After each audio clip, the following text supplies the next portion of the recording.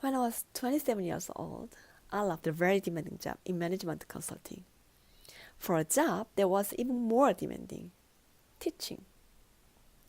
I went to teach in seventh graders math in the New York City public schools. And like any teacher, I made quizzes and tests. I gave a homework assignment. When the work came back, I calculated grades. What struck me was that IQ was not the only difference between my best and my worst students. Some of my strongest performers did not have stratospheric IQ scores. Some of my smartest kids weren't doing so well, and that got me thinking. The kind of thing you need to learn in 7th grade math, sure, they are hard. Ratios, decimals, the area of a program. But these concepts are not impossible, and I was firmly convinced that every one of my students could learn the material if they work hard and long enough. After several more years of teaching, I came to the conclusion what we need in education is much better understanding of students and learning from a motivational perspective, from a psychological perspective. In education, the one thing we know how to measure best is IQ.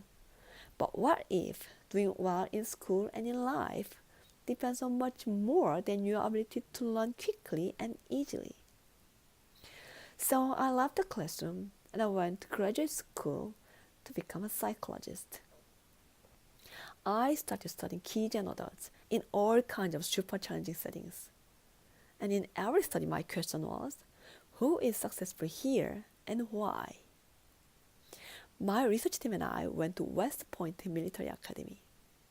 We tried to predict which cadets would stay in military training and which would drop out. We went to the National Spelling Bee and tried to predict which children would advance farthest in competition.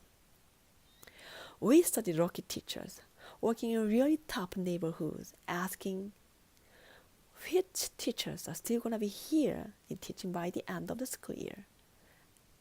And of those, who will be the most effective at improving learning outcomes for their students.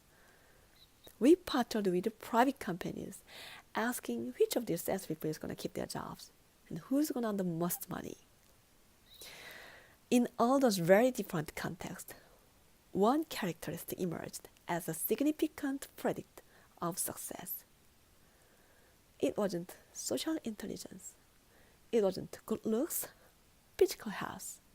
It wasn't IQ. It was grit. Grit is passion and perseverance for very long-term goals. Grit is having stamina.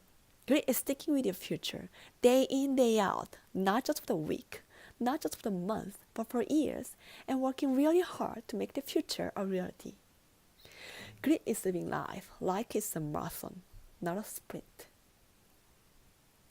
A few years ago, I started studying grit in the Chicago public schools.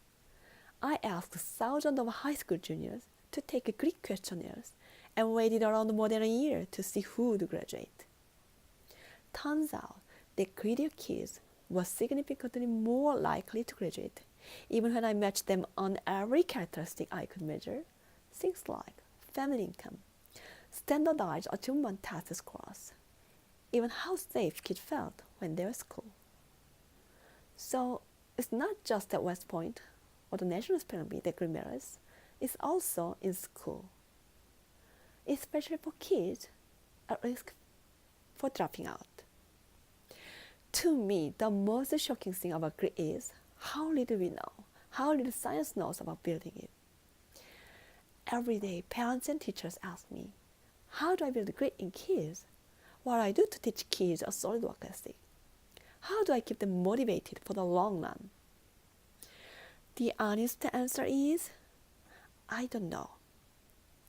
What I do know is that talent doesn't make you gritty. Our data show very clearly that there are many talented individuals who simply do not follow through on their commitment. In fact, in our data, grit is usually unrelated or even inversely related to measure of talent.